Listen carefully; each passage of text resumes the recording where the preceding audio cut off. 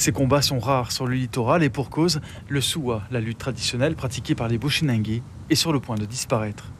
Yannick Théolade, fondateur du Djokan, vient de constituer une équipe. Ces jeunes viennent de Maripasoula, Grand Santi, Saint-Laurent ou Apatou. Paul Nemia connaît le Suwa par son père et par son grand-père qui le pratiquait. Il faut savoir, les ancêtres, en fait, c'était pour s'amuser. Quand ils allaient, par exemple, l'après-midi, aller pour se laver dans le fleuve, donc il y avait les femmes qui se mettaient sur la route pour eux. Donc ils ne pouvaient pas avoir accès pour arriver au fleuve, donc ils devaient lutter avec eux-mêmes. Donc si c'est un homme qui avait pu jeter un des hommes qui voulait faire tomber une femme, donc c'est lui qui allait prendre le relais pour faire tomber tous les autres lutteurs. Paul Nemia pratiquait aussi la lutte sénégalaise. C'est ainsi qu'il a été repéré par Yannick Théolade.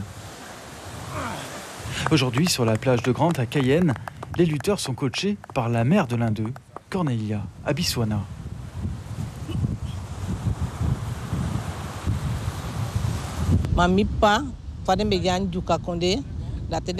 Mon père vivait en pays Djouka.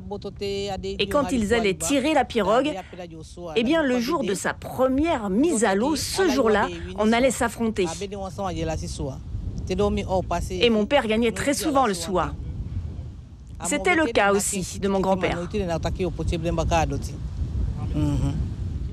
Cornelia avait autrefois constitué un groupe dénommé « C'est en courant que nous sommes arrivés ici », en mémoire de la course pour se libérer de l'esclavage et plus récemment pour se sauver de la guerre civile surinamaise.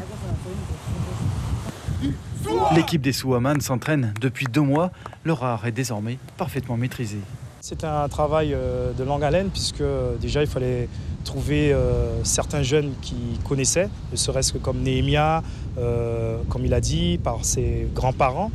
Et j'ai fait appel donc à Defano, à Madame Abiswana pour faire un gros travail technique, mais un travail aussi historique sur cette discipline. Cette semaine, les Suwaman vont pour la première fois montrer aux lutteurs du monde entier sur la place du marché du Lamentin en Martinique le résultat de leur travail. Suivez l'info sur Guyana Première, télé, radio et internet.